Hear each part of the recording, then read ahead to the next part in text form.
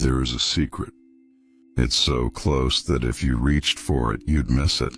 It's so present that if you searched the entire universe, you would not find anything closer. It is not hidden in the mountains of Tibet, nor locked in the catacombs of Cairo. It is not in the stars, though the stars speak of it. It is not in the oceans, though the oceans reflect it. This secret is you and everything that is not you and everything in between. Over 8 centuries ago, a man walked the streets of Mercia, Andalusia. His name was Muhyi al-Din Ibn Arabi. Some called him Shaykh al-Akbar, the greatest master. Others called him dangerous, even heretical, because he spoke of something so absolute, so overwhelming, that it shook the pillars of conventional thought. He called it being al-Wujūd, and his words still echo like a secret whispered from eternity into the ear of the present moment. Ibn Arabi said, "There is nothing in existence but God, yet you do not see him because he is veiled by his manifestation in created things." The idea was not his invention. It is written in the Quran. He is the first and the last, the manifest and the hidden. Fifth 3. But Ibn Arabi dared to follow that verse to its final consequence. If God is the first, nothing before him. If God is the last, nothing after him. If God is the manifest, nothing outside him. If God is the hidden, nothing beyond him. Then what is left for you? For me, for the mountains, the oceans, the dust in the air? He would answer, "We are appearances, shadows upon the face of the one light." Imagine the ocean. It is vast, deep, immeasurable. Now imagine waves on that ocean. Each wave has a form, a height, a motion. You can name it this wave, that wave. But in truth, each wave is only the ocean appearing in a particular shape. If the ocean withdrew, the wave would vanish instantly. Ibn Arabi said, "Being is one. The many are the loci of manifestation for the one being. Their existence is his existence. Without it, they would not exist for a single instant." In another place, he paints a different picture. The cosmos is the mirror of God, and man is the polished face of that mirror in which God contemplates his names. Do you understand what that means? It means you are not just seeing reality.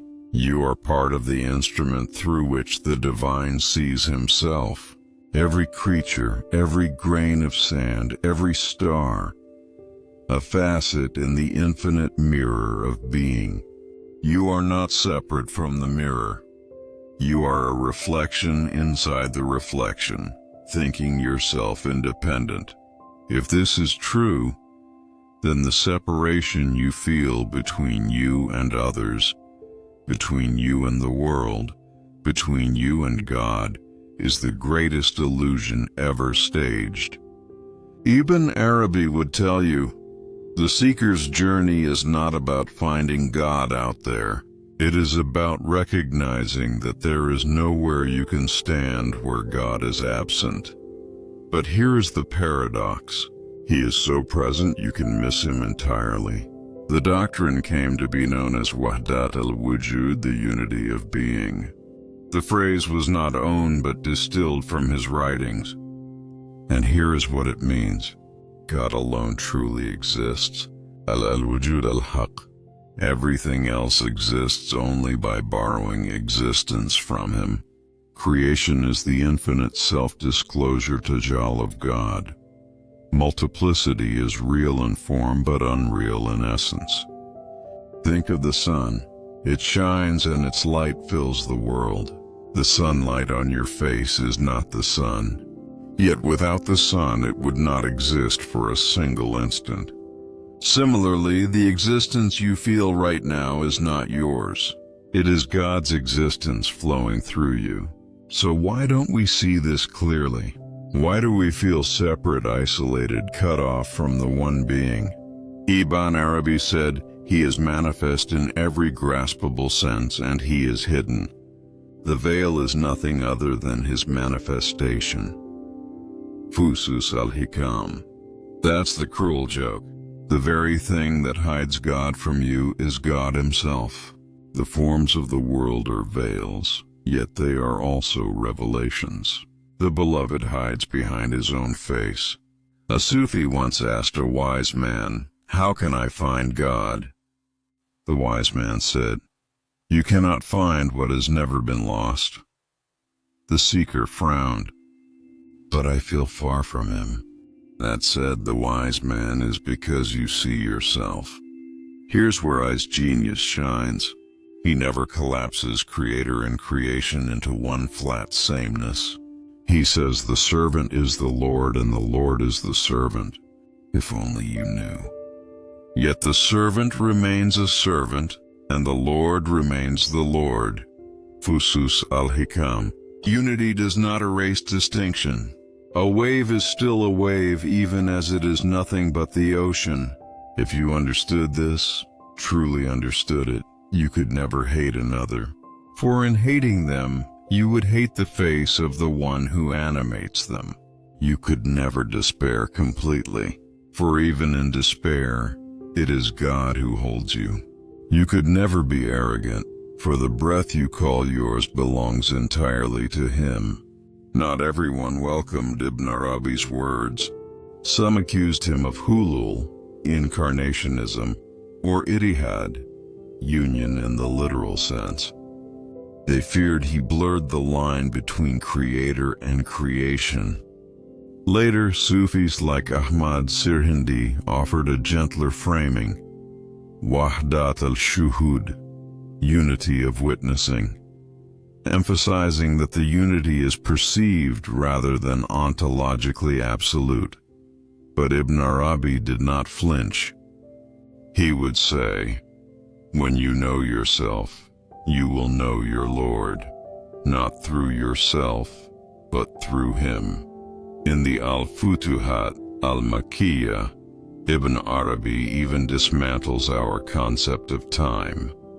If God is al-Awwal, the first, and al-Akhir, the last, then all moments are present to him at once. The past is not gone, the future is not waiting. Everything unfolds in a single eternal now, God's now. And in that now, the entire cosmos is eternally dependent on his being. Words can only take you so far. Al-Wujūd is not a theory to memorize. It is a state to taste. Close your eyes. Feel your breath. Who is breathing you? Let the thought dissolve. Listen for the hum that holds the world together. Ibn Arabi would say that hum is the name of God spoken in every atom.